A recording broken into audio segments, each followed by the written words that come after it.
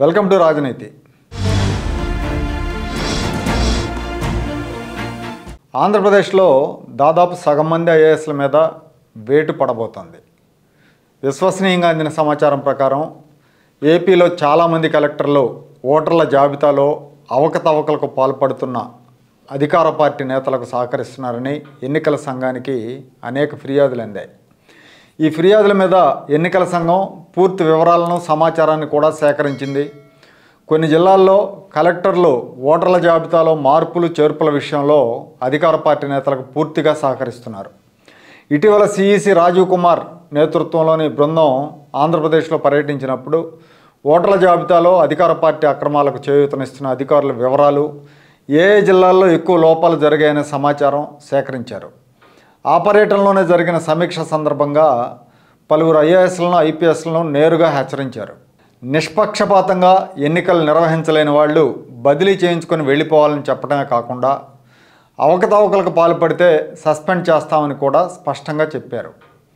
అందులో భాగంగానే ఇప్పుడు అన్నమయ్య జిల్లా కలెక్టర్ గిరీష్ షా మీద తొలి వేటు పడింది. ఏపీలో ఎన్నికల సంఘం క్రమశిక్షణా చర్యలకు గురైన తొలి ఐఏఎస్గా గిరీష్ షా పేరు జాబితాలోకి ఎక్కింది.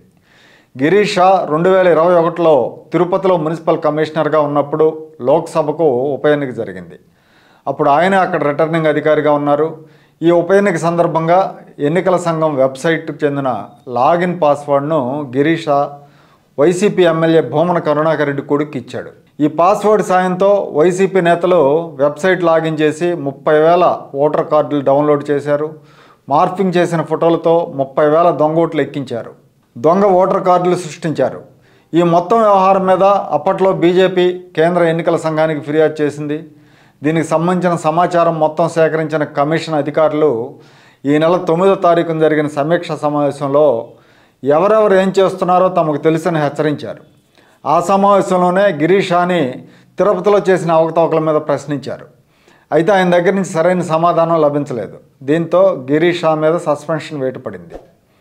సస్పెండ్ చేసిన విషయాన్ని రాష్ట్ర ప్రభుత్వ ప్రధాన కార్యదర్శికి కాకుండా, ఆయనకు చెప్పకుండా రాష్ట్ర ఎన్నికల అధికారి ముఖేష్ కుమార్ మీనాకు తెలిపారు. సిఎస్కి తెలియజేయలేదంటే ఈ ప్రభుత్వాన్ని, ప్రభుత్వంలో ఉన్న అధికారులను సిఈసి నమ్మటం లేదనుకోవాలి. ఈ చర్య ద్వారా అధికార పార్టీ అరాచకాలకు అడ్డగోలుగా కొమ్ము కాస్తే ఏమాత్రం ఉపేక్షించేది లేదని ఎన్నికల సంఘం స్పష్టంగా చెప్పినట్టయింది. అధికార పార్టీకి కొమ్ము కాసినందుకు యువకుడైన ఐఏఎస్ అధికారి బలయ్యాడు. కర్ణాటకలోని మైసూరుకు చెందిన గిరీష్ షా 2012 బ్యాచ్ ఐఏఎస్ అధికారి. గిరీష్ షాను బాల్యంలోనే విషాదం వెంటాడింది. పాపం ఆయనకు 9వ తరగతి చదువుతున్నప్పుడే కరెంట్ షాక్ వల్ల 2 చేతులు దెబ్బతిన్నాయి. వైద్యులు కుడి చేతిని తొలగించారు. అప్పట్లోనే చిన్నప్పుడే ఎడమ చేతిని మామూలు స్థితికి తేవటానికి చాలా సర్జరీలు కూడా చేశారు. చిన్నప్పటి నుంచి ఐఏఎస్ కావాలని కోరుకున్న గిరీష్ షా మొక్కవని దీక్షతో అనుకున్నది సాధించాడు. ఐఏఎస్ అధికారిగా ఏపీకి కేటాయించారు. వైసీపీ అధికారంలోకి రాకముందు వరకు కూడా ఆయనకు మంచి అధికారిగా పేరుండేది. కానీ వీళ్ళ చలవ వల్ల కెరీర్ మీద దారుణమైన దెబ్బ పడింది. దుష్టుడితో చెలిమి దుఃఖానికి దారితీస్తుందని అంత మంచి అధికారి కూడా తప్పులు చేసి అడ్డంగా దొరికిపోయాడు. ఈ ఘటనతో అధికార పార్టీకి కొమ్ము కాసిన ఐఏఎస్లు ఐపీఎస్ల గుండెల్లో రైళ్లు పరిగెత్తున్నాయి. గత కొన్ని నెలలుగా ఓటర్ల జాబితా విషయంలో వైసీపీ చేస్తున్న అరాచకాలకు అడ్డంగా మద్దతిస్తున్న అధికారులకు ముందు మొసళ్ల పండగ తప్పదన్న వార్తలు కూడా వస్తున్నాయి. ఇప్పటికే అనంతపురం జడ్పీ సీఈఓతో పాటు ప్రకాశం జిల్లాలో ఒక సీఐ, 2 ఎస్ఐల మీద కూడా వేటు పడింది. పర్చూరు, ఉరవకొండ, విశాఖ తూర్పు, చంద్రగిరి, తిరుపతి లాంటి చోట్ల విపరీతంగా దొంగ ఓట్లు చేర్చారు. తెలుగుదేశం సానుభూతి పరుల ఓట్లు తొలగించారు.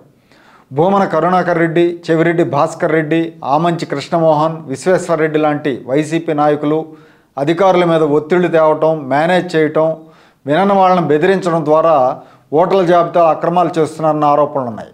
కేవలం అధికారుల మీదే కాకుండా వీళ్ల మీద కూడా విచారణ జరిపి ఇలాంటి వాళ్ళని ఎన్నికల్లో పోటీ చేయకుండా అనర్హత వేటు వేస్తేనే ప్రజాస్వామ్యానికి మనుగడ ఉంటుంది.